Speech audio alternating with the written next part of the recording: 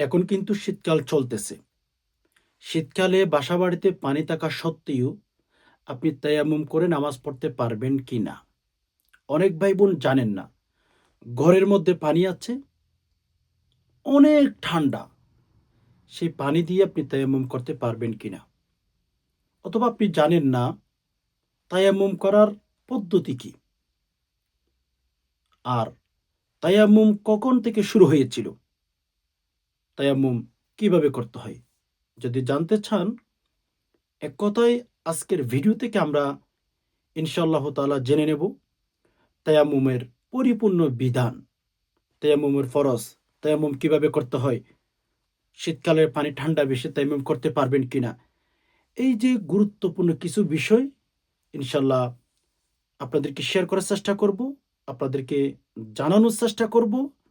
যে সমস্ত ভাই-বোনেরা ইসলামকে ফলো করেন, ধর্মকে ফলো করেন, আমি আপনাদেরকে বলব ভিডিওটি একটু কষ্ট করে দেখার চেষ্টা করবেন। আর হ্যাঁ, এখনো পর্যন্ত যে সমস্ত ভাই-বোন লাইক করেন নাই অবশ্যই একটি লাইক করে ফেলুন। চ্যানেলটি সাবস্ক্রাইব করে অল নোটিফিকেশন অন করে ফেলুন। আমি যখনই ভিডিও আপলোড করব সবার আগে যেন আপনি পেয়ে যান। সম্মানিত দিনী ভাই-বোন, ১ম নাম্বারে আসুন আমরা তায়াম্মুম ফরজ হয়েছিল কোন কারণে? বা কার মাধ্যমে আমরা তায়াম্মুমটা পেয়েছি? আল্লাহ রসুল সাল্লাল্লাহু আলাইহি সাল্লামের স্ত্রী আমাদের আম্মা জান, এক কথায় আয়েশা রাদিয়াল্লাহু তাআলা আনহাকে কেন্দ্র করেই আল্লাহ পাক আমাদেরকেই তায়াম্মুমের বিধানটা দিয়েছিলেন। ঘটনাটা আমি অনেকবার আপনাদেরকে শুনিয়েছিলাম। আরেকটু আপনাদেরকে একটু শেয়ার করছি। আম্মা জান আয়েশা রাদিয়াল্লাহু তাআলা আনহাকে নবী আলাইহিস সালাতু ওয়াস সালামের সাথে একসময় জিহাদে নিয়ে গেলেন। অ্যান্ড জিহাদে যখন নিয়ে গেলেন, সেখানে অনেক লম্বা ইতিহাস। আয়েশা রাদিয়াল্লাহু তাআলা আনহার গলার একটা হাড় হারিয়ে গেছে। অনেকে অনেক জিনিস বলেছেন, ধরুন আয়েশা রাদিয়াল্লাহু তাআলা আনহার একটা গলার হাড় হারিয়ে গেছে। হঠাৎ করে এটা খোঁজাখুঁজি করতে সাহাবে কেরাম খুঁজতেছিল, পাইতেছেন না। অনেকেই খুঁজতেছিলেন কিন্তু পাইতেছেন না। আবু বকর রাদিয়াল্লাহু তাআলা আনহু খোঁজাখুঁজি করতেছিলেন কিন্তু পাইতেছেন না। এদিকে নামাজের সময় চলে যাচ্ছে। সাহাবী কেরাম বলা-বলি শুরু করল, কিরে আয়েশা রাদিয়াল্লাহু তাআলা আনহার কারণে আজকে আমাদের নামাজ নাকি কাজা হয়ে যায়। কি একটা ঘটনা ঘটে গেল। এই কথা বলার পর এই যে কথাটা সাহাবী একরাম যে বলা-বলি করতেছিলেন, আবু বকরের কানে চলে গেল। আবু বকর রাদিয়াল্লাহু তাআলা আনহা আয়েশাকে খুঁজতেছিলেন, কিরে কোথায় গেছে? আয়েশাকে পাইলেন। নবী আলাইহিস সালাতু ওয়াস সালামের রান, নবী আলাইহিস সালাতু ওয়াস সালামের মাথা মুবারক আয়েশা রাদিয়াল্লাহু তাআলা আনহার রানের উপরে রাইখা নবীজি ঘুমিয়ে গেলেন। ভালো করে শুনবেন, ভালো করে বোঝার চেষ্টা করবেন। তায়াম্মুম কখন পেয়েছেন আপনি? আমি কখন পেয়েছি? অথবা এক কথায় আল্লাহ পাক রব্বুল আলামিন তায়াম্মুম কখন থেকে আমাদেরকে দিয়েছেন? আচ্ছা। তো তায়াম্মুমের বিধান আ আয়েশা রাদিয়াল্লাহু তাআলা আনহার মাধ্যমে আমরা পেয়েছি কিভাবে? ঘটনাটা একটু আপনাদেরকে শেয়ার করছি। দেন আবু বকর সাহাবা একরাম যে কথা বলা-বলি শুরু করেছে, ওই সাহাবা একরামদের কথা আবু বকর শুনেছে। যে কেন কি হইল? আমার মেয়েটার কারণে হচ্ছে আজকে মানুষ কথা বলছে। আয়েশাকে খুঁজে পাইলেন। নবী আলাইহিস সালাতু ওয়াস সালাম মাথা মোবারক রেখে আয়েশা রাদিয়াল্লাহু তাআলা আনহার রানের উপরে নবীজি ঘুমিয়ে গেলেন। আয়েশাকে মাথার উপর একটা এভাবে চিমটি দিলেন বা ধাক্কা দিলেন যে, "তোর কারণে আজকে সাহাবী একরাম কথা বলতেছে।" নবী আলাইহিস সালাতু ওয়াস সালামের সাহাবী আবু বকর। তো এই যে ঘটনাটা ঘটার পরে সাহাবী একরাম কথা বলতেছিলেন, আবু বকর কষ্ট পাইতেছিলেন যে তার মেয়ের কারণে আজকে আমাদের নামাজটা এটলিস্ট কাজা হয়ে যাচ্ছে। সাহাবী একরামের এত কথা শুনতে এক কথায় আবু বকর পছন্দ করেন নাই। আবু বকর রাদিয়াল্লাহু তাআলা আনহু এটাকে মেনে নিতে পারতেছেন না যে আমার মেয়ের কারণেই আজকে কত সাহাবীদের নামাজটা কাজা হয়ে যাচ্ছে। আল্লাহ পাক রব্বুল আলামিন কুরআনুল কারীমের আয়াত নাজিল করেছেন আয়েশার ব্যাপারে। জিবরাইলকে আল্লাহ পাক রব্বুল আলামিন ডাক দিলেন, আইনা জিবরাইল, ও জিবরাইল তুমি কই, আসো তাল। জিবরাইল তুমি আসো আমার কাছে, আমার আয়েশাকে নিয়ে মানুষ কথা বলতেছে, এটা হবে না। সাহাবা ইকরাম নামাজ পড়ার জন্য পাশাপাশি অনেক পানি খোঁজাখুঁজি করলো, কিন্তু কেউ পানি পাইল না। পানি না পাওয়ার কারণে সাহাবা ইকরাম মনের মধ্যে কষ্ট পেয়ে গেল, হাইরে আজকে তো নামাজ কাজা হয়ে যাবে। সাহাবা ইকরাম কথা বলা বলি শুরু করলো। পাশাপাশি আরো আবু বকর শুনতে পাইল। সব কিছুকে কেন্দ্র করে আল্লাহ পাক রব্বুল আলামিন জিবরাইলকে বললেন, জিবরাইল আমার বন্ধুর কাছে যাও, আমার বন্ধুকে বলে দাও বিসমিল্লাহির রহমানির রহিম فإن لم تجدوا ماء فتيمموا صعيدا طيبا। জিবরাইল আমার আয়েশাকে নিয়ে মানুষ কথা বলতেছে, এটা আমার কষ্ট লাগতেছে। জিবরাইল আয়াতটা আমার বন্ধুর কাছে বলে দাও, যদি তাদের পানি না থাকে তারা যেন তায়াম্মুম করে নামাজ পড়ে। একটা মহিলার কারণে, আমাদের আম্মা জান আয়েশা রাদিয়াল্লাহু তাআলা আনহার কারণেই আমরা কিন্তু তায়াম্মুমের বিধানটা পেয়েছি। এখন বুঝতে পেরেছেন, আয়েশা রাদিয়াল্লাহু তাআলা আনহা অনেক জ্ঞানী ছিলেন, অনেক হাদিস মুখস্থ, অনেক মাসাইল সরাসরি নবীজির কাছ থেকে শিখছেন তো, অনেক এলমদার ছিলেন তিনি।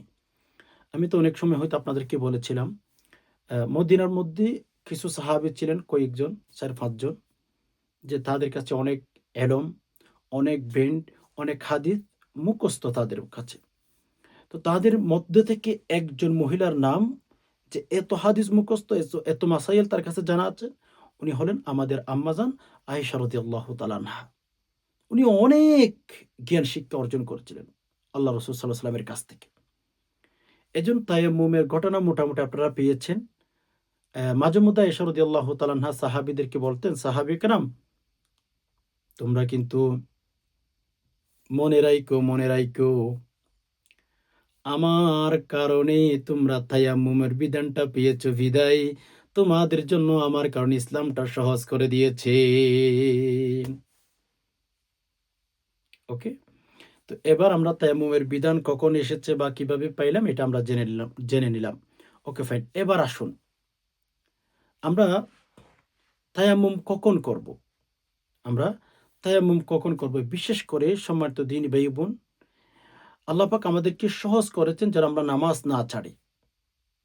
আল্লাহ বলেছেন যে বান্দা নামাজ পড়তে হবে। ঘরের মধ্যে পানি থাকুক আর নাই থাকুক, ঘরের মধ্যে পানি নাই তায়াম্মুম করে নামাজ পড়ো। বান্দা তুমি অসুস্থ, পানি ব্যবহার করতে পারো না, তায়াম্মুম করে নামাজ পড়ো। বান্দা হাত পার মধ্যে ব্যথা পেয়েছো, কেটে গেছে, পানি ইস্তেমাল করলে, পানি ইউজ করলে আপনার ক্ষতি হতে পারে, তায়াম্মুম করে নামাজ পড়ো। এরপর নামাজ ছাড়া যাবে না। বান্দারে তুমি ঘরে আছো, ঘরে নামাজ পড়ো। বাহিরে আছো, বাহিরে নামাজ পড়ো। সফরে আছে, সফরে নামাজ পড়ো। বান্দা তুমি অসুস্থ, দাঁড়াইতে পারো না, বসে বসে নামাজ পড়ো। বান্দা তুমি সাজদা করতে পারো না, ইশারা ইঙ্গিতে বসে বসে নামাজ পড়ো। বান্দা তুমি একেবারে বসতেও পারো না, একেবারে সবসময় শুইয়ে শুইয়ে থাকো। রব্বুল আলামিন বলেন, বান্দা এরপরেও তোমরা নামাজ ছাড়তে পারবা না। ঘরের মধ্যে পানি নাই, রব্বুল আলমিনের কাছে যদি জিজ্ঞেস করে, রব্বুল আলমিনের কাছে যদি প্রশ্ন করে যে আল্লাহ ঘরের মধ্যে তো পানি নাই, আল্লাহ গো কেমনে উজু করবো, আর উজু না করলে তো নামাজ হবে না। আল্লাহ পাক কেমন জানি বললেন, গোলাম আমার কাছে তো যুক্তি দেওয়ার প্রয়োজন নাই, ঘরে পানি নাই তো কি হয়েছে, তায়াম্মুম করে নামাজ পড়ে না। তায়াম্মুম করে নামাজ পড়ে নিতে হবে। নামাজ নামাজ নামাজ নামাজ, এরপরে নামাজ আপনি কি পড়েন? ঘরের সদস্য সবাই কি নামাজ পড়ে? নাকি সবাই মিথ্যা কথা বলে? সবাই নাকি ওজনও কম দিতে জানে? দুঃখের বিষয়, মনে খুব ব্যথা নিয়ে বলতে হয়, আজকের মুসলমান অনেকটাই পরিবর্তন হয়ে গেছে। নাই তাদের ভেতর কালচার, নাই তাদের ভেতর সভ্যতা, এখন সব কিছু আমরা হারিয়েছি।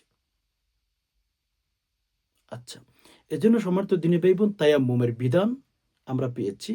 তায়াম্মুমের বিধান কেন দিয়েছে? নামাজের গুরুত্ব এখানে বোঝা যায়। যারা ইসলাম নিয়ে রিসার্চ করে, যারা ইসলাম নিয়ে গবেষণা করে, তারা যদি একটু ফিকির করে সহজে বুঝতে পারবে যে নামাজের কত কঠিনতা রয়েছে ইসলামে। নামাজের বিধান কত কঠিন হতে পারে। যে কোনো পরিস্থিতিতে নামাজ পড়তে হবে। নামাজ ছাড়ার কোনো উপায় ইসলাম ধর্মের মধ্যে রাখে নাই। আচ্ছা, এখন আসুন সম্মানিত দিনী ভাই বোন, তায়াম্মুম। তায়াম্মুমের ফরজ কয়টি? ৩টি। তায়াম্মুমের ফরজ ভালো করে মাথায় রাখবেন। তায়াম্মুমের ফরজ ৩টি, ভালো করে খেয়াল করবেন, ভুলে গেলে কিন্তু চলবে না। আমি এক এক ধাপে ধাপে ধাপে আপনাদেরকে বলে দিচ্ছি। তায়াম্মুমের ফরজ ৩টি। ১ নাম্বার নিয়ত করা। এখন আমি যেগুলো বলছি এভাবে তায়াম্মুমের নিয়ত করবেন বা তায়াম্মুম করবেন।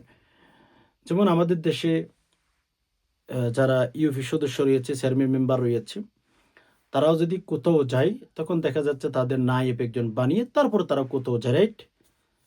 তো ঘরের মধ্যে যেহেতু পানি নাই, তখন পানির বদলে আমরা মাটি দিয়ে, তায়াম্মুম কি দিয়ে করবেন? মাটি দিয়ে করতে পারবেন। ঘরের দেওয়াল যেখানে চুনো লাগানো আছে সেখান থেকেও আপনি তায়াম্মুম করতে পারেন। তায়াম্মুম করলে কোনো সমস্যা নাই। তবে শর্ত শরাইত আছে, সেগুলো একটু পরে বলতেছি। তায়াম্মুমের ফরজ ৩টি। ১ নাম্বার নিয়ত করে ফেলবেন, নিয়ত করবেন যে আমি পবিত্রতা অর্জন করার জন্য, যে আমি নামাজ পড়ার জন্যে, যে আমি আল্লাহ পাকের ইবাদত বন্দেগী করার জন্য তায়াম্মুম করতেছি। ১ নম্বর নিয়ত। ২য় নম্বরে আপনার দেওয়াল হোক অথবা মাটি হোক অথবা বালি যেখানে লেগে আছে সেখানে আপনার ২টো হাত এভাবে মারবেন, হ্যাঁ? ২টো হাত মারবেন এভাবে মাটির মধ্যে রেখে একটু, হ্যাঁ, সামনে নিবেন, একটু পেছনে, একটু সময় একটু হালকা করে মেজে এভাবে একটু ঝেড়ে ফেলবেন। যারা পরে এই যে চুলের গোড়া থেকে থুতনির নিচ পর্যন্ত যতটুকু আমরা উজু করার সময় ধুয়ে থাকি সেই পরিমাণ আমাদের ধুইতে হবে। ওকে, ফাইন। যখন তায়াম্মুম করবেন আরকি, তায়াম্মুমের সময় আমাদের হচ্ছে একটু কষ্ট করে আ সঠিক নিয়মে আমাদের তায়াম্মুম করতে হবে। আ অনেকে আছেন তায়াম্মুম আমরা করতেই জানি না। তায়াম্মুম করতেই জানি না। তায়াম্মুম যদি সঠিক নিয়মে আপনি আমি করতেই না জানি, আমাদের নামাজ হবে না। আমাদের ইবাদত বন্দেগী হবে না। রব্বুল আলামিন আমাদের ইবাদত বন্দেগী কবুল করবেন না। তো এজন্য আমি আপনাদেরকে বলব সঠিক নিয়মে তায়াম্মুম করবেন। যারাই ইসলামকে ফলো করেন, সঠিক নিয়মে তায়াম্মুম শিখার চেষ্টা করবেন। এটা কিন্তু আপনার আমার জীবনে অনেক প্রয়োজন হয়। অসুস্থ হলে, আমি এগুলো বলতেছি কখন আপনি তায়াম্মুম করতে পারবেন, কখন করতে পারবেন না। তায়াম্মুমের ফরজ ৩টি। ১ নাম্বারে আপনি নিয়ত করবেন। ২য় নাম্বার হাত মাটিতে মারবেন অথবা দেওয়ালে রাখবেন। রাখার পরে একটু হালকা সামনে নিবেন, পেছনে আনবেন একটু যেন হাতের মধ্যে মাটি অথবা ধুলাবালি লাগে। এরপরে একটু ঝাড়া দিবেন। এভাবে ঝাড়া দেওয়ার পরে এই যে কপালের চুল থেকে একেবারে থুতনির নিচ পর্যন্ত পুরা একেবারে সুন্দর করে মাসাজ করে দিবেন। ওকে? আপনার যখন মাসাজ করা শেষ হয়ে যাবে, আবার হাত মারবেন মাটিতে।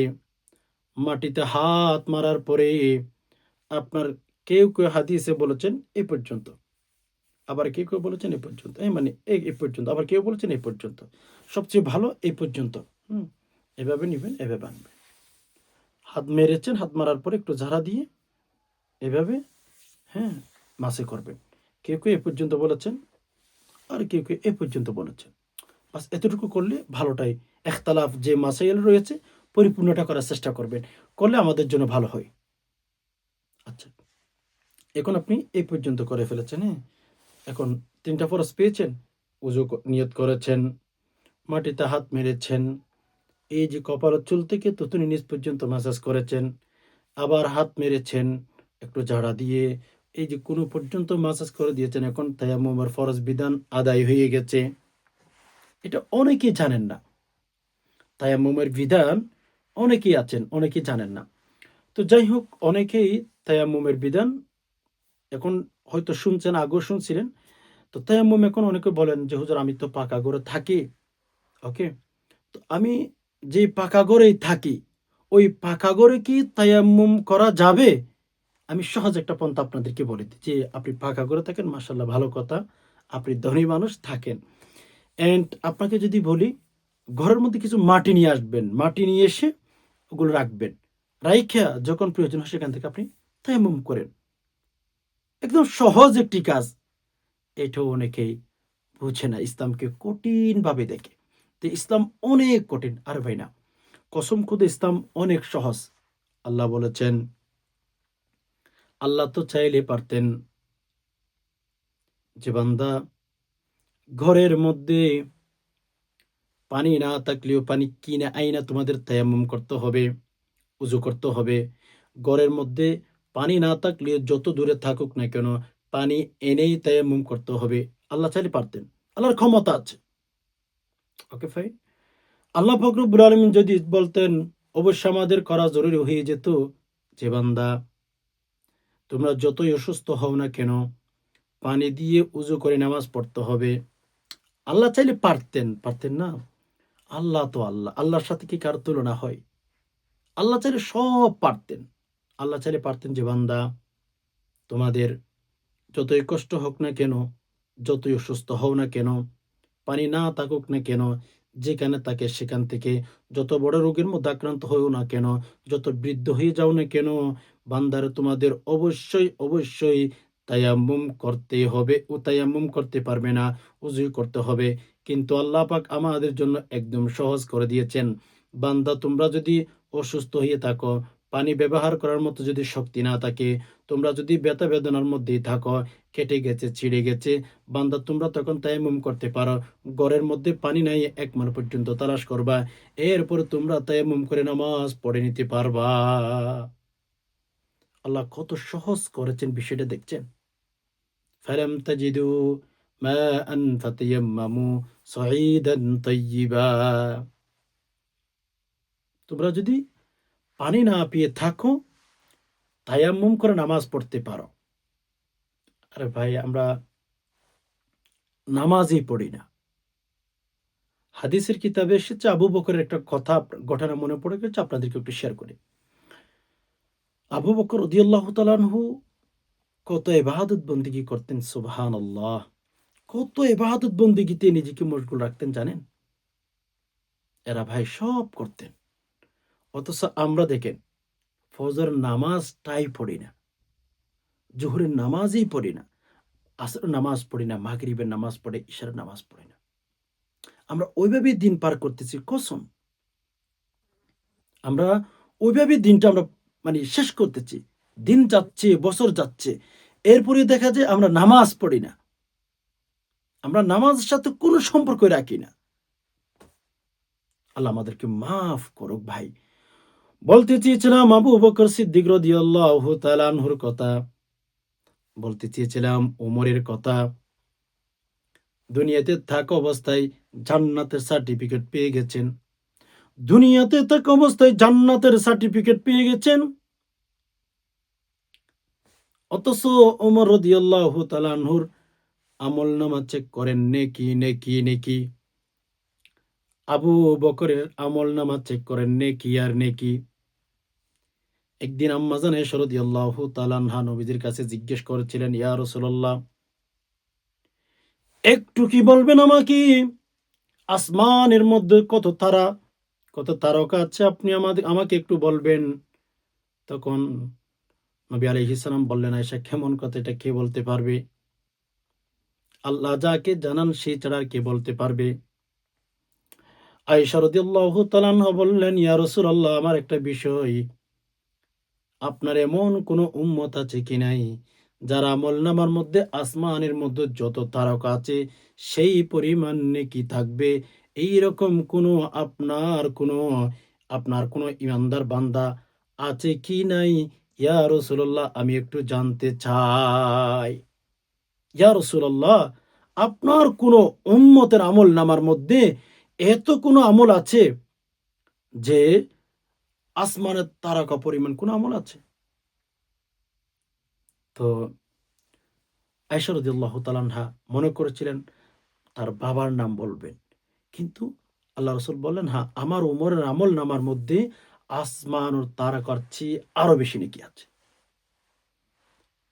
আসমান ও তারকা যেভাবে গণনা করে শেষ করতে পারবে না, এত এত তারকা, তেমনিভাবে আবু বকর উমর রাদিয়াল্লাহু তাআলা আনহুর আমল নামার মধ্যে এর চেয়ে বেশি নেকি আছে। গণনা করে শেষ করা যাবে না। চিন্তা করেন তারা কত ভালো কাজ করেছে। তারা কত নেকির কাজ করেছে, একটু চিন্তা করে দেখেন। আমরা ভাই আসলে ফরজ নামাজই পড়ি না। আল্লাহ আমাদের ঠিকানাটা কোথায় হয় আল্লাহু আলম, আল্লাহ ভালো জানেন। আয়েশা রাদিয়াল্লাহু তাআলা আনহা চেহারাটা মলিন করে ফেললেন। কিরে কি হয়েছে? আল্লাহ রসুল, দেখতে দেরি বুঝতে দেরি হয় নাই। আয়েশার চেহারা মলিন কেন? তখন আহ আয়েশা রাদিয়াল্লাহু তাআলা আনহা চেহারা মলিন করার সাথে সাথে নবীজি তো বুঝে গেছেন যে হ্যাঁ, আহ রাসূলুল্লাহ সাল্লাল্লাহু আলাইহি ওয়াসাল্লাম বুঝতে বাকি নাই। উনি তো রাসূল, ঠিক না? তো বলেছিলেন, আ আমি বুঝে গেছি আয়েশা, তুমি কি ভাবতেছো, কি চিন্তা করতেছো সেটা আমি বুঝে গেছি। যে আপনি তো বলেছেন, রাসূলুল্লাহ সাল্লাল্লাহু আলাইহি ওয়াসাল্লাম জিজ্ঞেস করার পরে আয়েশা বললেন, আপনি তো বলেছেন যে, তাহলে আমি মনে করেছিলাম আমার আব্বুর কথা। রাসূল বললেন, হ্যাঁ, আমি ওইটাই মনে করেছি আয়েশা। তুমি মনেই করেছো তোমার বাবার কথাই বলব। কিন্তু তুমি কি জানো? আমার আবু বকরের আমলনামার মধ্যে এক রাতের ইবাদতের কারণে আল্লাহ যত নেকি দিয়েছেন, আমার আবু বকরের এক রাতের আমলের কারণে যেই নেকি আল্লাহ আবু বকরকে দিয়েছেন, সারা উম্মতের আমলনামার মধ্যে চেক করেও কিন্তু সেই পরিমাণ নেকি পাওয়া যাবে না। আবু বকরের কথা তো দূরে আয়েশা, উনি তো আছেন এক নাম্বারে। আমি এর পরের কথা বলছি তোমাকে। মানে এত আমল করেছেন। হাদিসে এসেছে আবু বকর রাদিয়াল্লাহু তাআলা আনহুকে জান্নাতের ৮ টি দরজা ডাকবে। সুবহানাল্লাহ! আবু বকরকে জান্নাতের ৮ টি দরজা ডাকবে। এত আমল করেছেন। রোজার দরজা আছে, ওইটা ডাকবেন আবু বকর, তাল ইলাইয়া। নামাজের জন্য একটা দরজা রয়েছে। আবু বকরকে ডাকবেন, আবু বকর তাল ইলাইয়া। এভাবে প্রত্যেকটি জান্নাতের দরজা আবু বকরকেই পাওয়ার জন্য পাগল হয়ে যাবে। আবু বকর, আসেন, আসেন, আমার দরজা খোলা। আমার দরজা দিয়ে যদি আপনি ঢুকেন, আমরা সফল, সাকসেস। আবু বকরের আরেকটা হাদিসের কথা মনে পড়ে গেছে, আপনাদেরকে একটু শেয়ার করি। কত আমল করেছেন দেখেন। আবু বকর রাদিয়াল্লাহু তাআলা আনহু একদিন মসজিদে নববীতে বসা। রাসূলুল্লাহ সাল্লাল্লাহু আলাইহি সাল্লাম সবাইকে জিজ্ঞেস করলেন, আজকে এমন কোন সাহাবী আছো যে রোগী দেখতে গেছো? বলে, হ্যাঁ।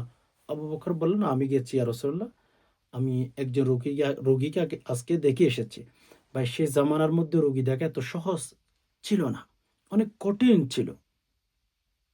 আমাদের এই জামানা দিয়ে গাড়ি দিয়ে যাইতে পারি, বিমান দিয়ে যেতে পারি, অনেক সিস্টেমে যেতে পারি। কিন্তু সেই জামানায় এত সহজ ছিল না। হেঁটে, হেঁটে, ঘোড়া দিয়ে, উট দিয়ে এভাবে যেত তারা। সুবহানাল্লাহ! আবু বকর বললেন, ইয়া রাসূলাল্লাহ, আজকে কিন্তু আমি একজন রোগীকে দেখতে গিয়েছিলাম, অসুস্থ ব্যক্তিকে দেখতে গিয়েছিলাম। নবীজি বললেন, আজকে কে আছো? জানাজার নামাজ পড়েছ? আবু বকর বললেন, ইয়া রাসূলুল্লাহ, আমি জানাজার নামাজও পড়েছি। এভাবে রাসূলুল্লাহ সাল্লাল্লাহু আলাইহি সাল্লাম অনেক, অনেক ভালো কাজের কথা বললেন। প্রতিটি কাজের ক্ষেত্রে আবু বকর হাত তুললেন আর বললেন, ইয়া রাসূলুল্লাহ, প্রত্যেকটা ভালো কাজ করেছি। কিতাবের বর্ণনায় স্পষ্ট এসেছে, ওই দিন যদি নবী আলাইহিস সালাতু ওয়াস সালাম ১০০০ আমলের কথা বলতেন, আবু বকর ১০০০ ভালো কাজের ক্ষেত্রে বলতেন, আমি করলাম। এত বেশি নেকি তারা অর্জন করেছিলেন। আজকে আমাদের সমাজের দিকে তাকান, আজকে আমাদের ফ্যামিলির দিকে তাকান, আজকে নিজের দিকে তাকাইলেও আমাদের লজ্জা লাগে। আমাদের কোনো ইবাদত বন্দিগির সাথে পরিচয় নাই। আমাদের ইবাদত বন্দিগি বলতে গেলে আল্লাহ তাদের সামনে কি হবে আমাদের আমলনামাগুলো? যা পড়েছি তাও মানুষকে দেখানোর জন্য। যা পড়েছি তাও তাড়াহুড়া করে। যা করেছি সেখানে রিয়া রয়েছে, অহংকারী রয়েছে। এগুলো দিয়ে ভাই আমাদের কি হবে? আল্লাহ পাক রব্বুল আলামিন যেন আমাদের উপর রাজি হয়ে যান। আল্লাহর কাছে বেশি থেকে বেশি আমাদের দোয়া করতে হবে। আল্লাহর কাছে বলবেন, আল্লাহ আমাকে সুন্দর একটা মৃত্যু দিয়েন। আল্লাহ সারা জীবন যেন আপনার ইবাদত বন্দেগী করে, করে জীবনটা কাটাইতে পারি। আল্লাহ সে তৌফিক আপনি আমাকে দিয়েন। আচ্ছা যাই হোক আমরা তায়াম্মুম নিয়ে কথা বলছিলাম। হ্যাঁ, তায়াম্মুম নিয়ে আরো একটু কথা বাকি আছে। এখন কথা হচ্ছে তায়াম্মুম কখন আপনি করতে পারবেন? ওকে? ১ নাম্বার আপনি অনেক অসুস্থ। অভিজ্ঞ ডক্টর আপনাকে বলল যে, "মুরব্বি, চাচ্চু, আপনি যখন আ বৃদ্ধ হয়ে গেছেন, অসুস্থ হয়ে গেছেন, অভিজ্ঞ কোনো মুসলিম ডক্টর আপনাকে বললেন, আপনি পানি ইউজ করবেন না। পানি ইউজ করলে আপনার জন্য ক্ষতির কারণ হবে। আপনার জীবন শেষ হয়ে যেতে পারে বা আপনার এটা হয়ে যেতে পারে, ওইটা হয়ে যেতে যদি কোনো অভিজ্ঞ ডক্টর বলে যে, আপনি ঠান্ডা পানি ইউজ করতে পারবেন না, শীতের মৌসুমে হোক, যেকোনো সময় হোক, তখন আপনি নামাজ পড়ার আ ব্যবস্থা করবেন তায়াম্মুমের মাধ্যমে। যদি ডক্টর আপনাকে বলে যে আপনি ঠান্ডা পানি ইউজ করতে পারবেন, তখন আপনি তাকে জিজ্ঞেস করবেন, গরম পানি ইউজ করা যাবে কিনা? আপনি অসুস্থ মানুষ, হ্যাঁ বুঝে গেছি। তাকে জিজ্ঞেস করেন যে আপনি গরম পানি ইউজ করলে কোনো ক্ষতি হবে কিনা? তখন যদি ডক্টর বলে যে, "না, আপনি গরম পানি বলেন, ঠান্ডা পানি বলেন, কিচ্ছু ইউজ করতে পারবেন না।" তখন আপনি তায়াম্মুম করে নামাজ পড়বেন ১ নাম্বার। ২য় নাম্বার আপনি এত ঠান্ডা পড়তেছে, বৃদ্ধ মানুষ, আপনার ঘরে পানি আছে কিন্তু আপনি পানি ব্যবহার করার উপযুক্ত না। মানে পানি ইউজ করলে আপনার রোগ বেড়ে যাবে অথবা আপনার শারীরিক অনেক ক্ষতি হয়ে যাবে। একটু ক্ষতি হলে না, অনেক ক্ষতি হয়ে যাবে। আপনার ঘরে পানি আছে, গরম পানি আছে কিন্তু আপনি পানি ব্যবহার করতে পারেন না, অসুস্থ, বৃদ্ধ মানুষ। হ্যাঁ? তখন আপনি তায়াম্মুম করে হচ্ছে নামাজ পড়বেন। ঘরে পানি আছে, ঘরে গরম পানি আছে, ঠান্ডা পানিও আছে।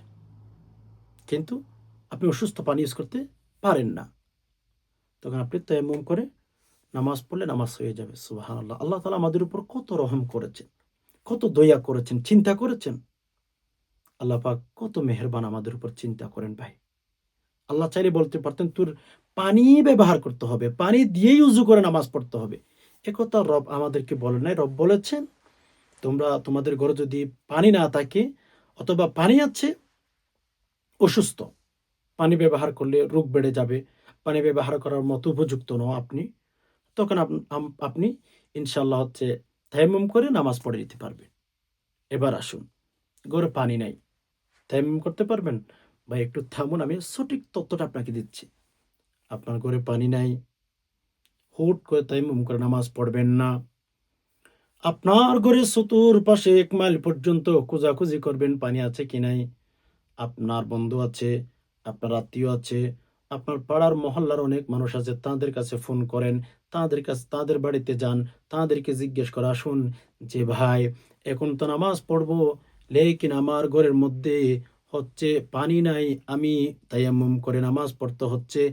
এখন আপনার ঘরে যদি পানি থাকে আমাকে একটু পানি দিন। আমি তায়াম্মুম করে নামাজ পড়তে চাই না।" ১ মাইলের ভেতরে যদি আপনি পানি খোঁজাখুঁজি করেন, পানি পেয়ে যান, তাহলে আপনি তায়াম্মুম করে নামাজ পড়বেন না। ১ মাইলের ভেতরেই আপনি যদি পানি পাওয়ার সম্ভাবনা থাকে, পানি খোঁজাখুঁজি করে, এরপরে আপনি নামাজ পড়বেন। আপনাকে ধরুন কোনো না কোনো ব্যক্তি আশ্বাস দিয়েছে যে আপনার জন্য পানি আনবে। আপনার জন্য কোনো ব্যক্তি আশ্বাস দিয়েই ফেলেছে যে, "একটু থামুন, আমি আপনার জন্য, আমার বাড়িতে পানি আছে। এই পানিগুলো দিয়ে আমি আপনাকে দেব। এই পানিগুলো দিয়ে উযু করে আপনি নামাজ পড়বেন।" আপনাকে আশ্বাস দিয়েছে। আপনার ঘরে পানি নাই, লেকিন আপনাকে এতটুকু আশ্বাস করেছে যে, "আপনাকে আমি পানি দেব।" ধরুন আপনার ঘরে পানি নেই, আমি আপনাকে বললাম যে, "আমি আপনাকে কিছু পানি দেব।" তখন আপনি একেবারে শেষ পর্যন্ত, একেবারে শেষ সময় পর্যন্ত অপেক্ষা করবেন। এটা মুস্তাহাব। কারো কাছ থেকে আশ্বাস পেয়েছেন তো অপেক্ষা করবেন। আচ্ছা। এখন ধরুন আপনার ঘরে পানি আছে, গরম পানিও আছে, ঠান্ডা পানিও আছে। আপনি তায়াম্মুম করে নামাজ পড়লে হবে? কখনো নামাজ পড়লে হবে না। আপনি বলবেন, হুজুর অনেক শীত পড়তেছে, অনেক ঠান্ডা। ঠান্ডা পানি দিয়ে উযু করে নামাজ না পড়লে তায়াম্মুম করে নামাজ পড়লে হবে কিনা? মানে আপনার এলাকায় আপনার আমি যেখানে আছি তায়েফে, এখানে যে জায়গাতে আছি অনেক ঠান্ডা ভাই। ধরুন এত ঠান্ডা, আমি যদি আপনাকে এখন বলি আমার কাছে এখন পানি আছে, ঠান্ডার কারণে কি আমি তায়াম্মুম করে নামাজ পড়তে পারবো? আমাকে আপনি বলবেন নো, নেভার, কখনোই না। ঘরে যদি পানি থাকে, যতই ঠান্ডা পড়ুক না কেন, ঠান্ডার কারণে আপনি তায়াম্মুম করে নামাজ পড়তে পারবেন না। মানে আপনি যদি পানি ব্যবহার করার মতো এবিলিটি আপনার থাকে, আপনি শক্তিশালী বা আপনি একজন সুস্থ মানুষ, ঘরে পানি আছে, শীতকাল ঠান্ডা পড়তেছে, তায়াম্মুম করে নামাজ পড়তে পারবেন না। পানি আছে তো উযুই করতে হবে। পানি নাই, আল্লাহ বলেছেন, ফাইল্লাম তাজিদু মাআন ফাতায়াম্মামু।